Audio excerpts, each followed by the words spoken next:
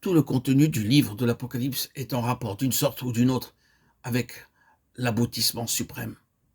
Le commencement converge et se noue au chapitre 12, et le reste du livre n'est que la résultante, le dénouement de cet événement du premier plan.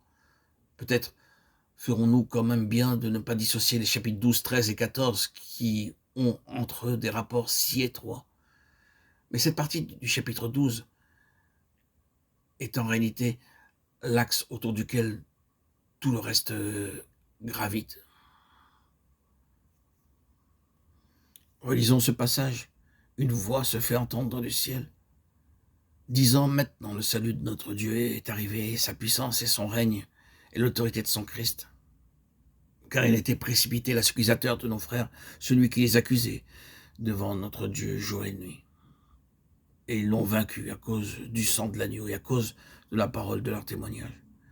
Et ils n'ont pas aimé leur vie, mais ils l'ont exposé à la mort.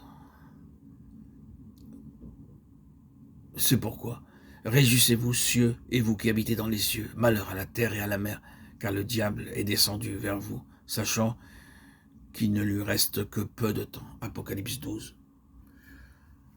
Si de là, vous revenez en arrière pour parcourir le livre dès son début, vous commencez avec Éphèse et voyez le premier amour abondant.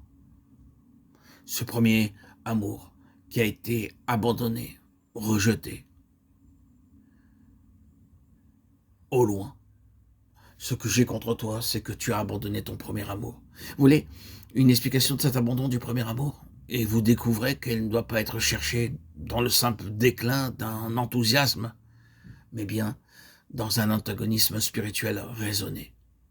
L'ennemi multipliant ses efforts pour tâcher d'éteindre dans le cœur du croyant le feu de l'amour pour Dieu. Vous savez bien ce qu'il en est du véritable amour pour le Seigneur. Il ne s'en va pas ainsi de lui-même.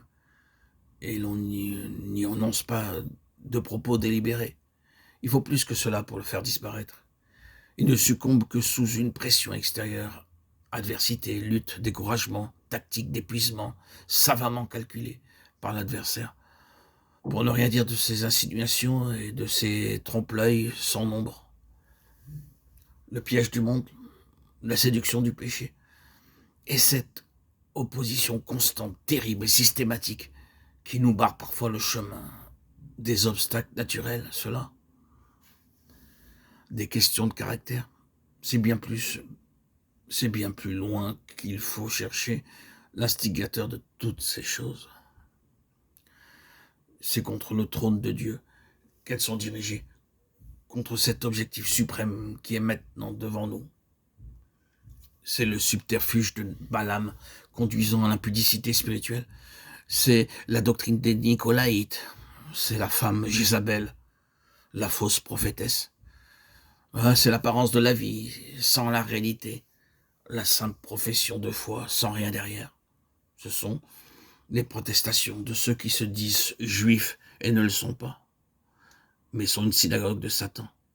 Et c'est enfin la tiédeur de Laodicée.